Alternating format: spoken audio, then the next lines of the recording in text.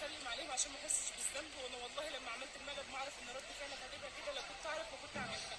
انا اسفه ليك يا سيدي، اعتبرها المره دي اخر مره، مش هعمل فيك مقالب تاني.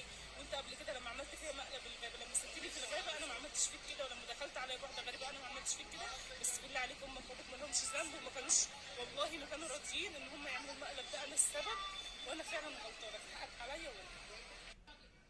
يا حمدي احنا جهزنا الشنط ومسافرين حالا دلوقتي وطالعين على المطار، وكان نفسنا نسلم عليك ونشوفك.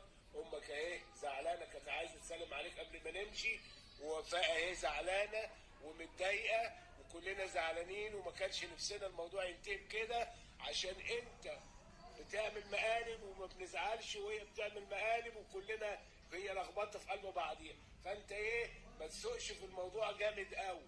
فانت على الله تشوف الستوري دون، وتفكر انك تجي لنا وتشوفه قبل ما نمشي. ده اخر حاجه انا فكرت فيها، لان تليفونك انت مصر انك تقفله على طول. يلا مع السلامه، ونشوف وشك على خير. اخر لقاء اهو، امك اهي زعلانه اهي، وادي وفاء زعلانه اهي، والعيال كلها زعلانين اهو، وادي الشنط اهي، واحنا ماشيين على المطار دلوقتي حالا. يلا مع السلامه.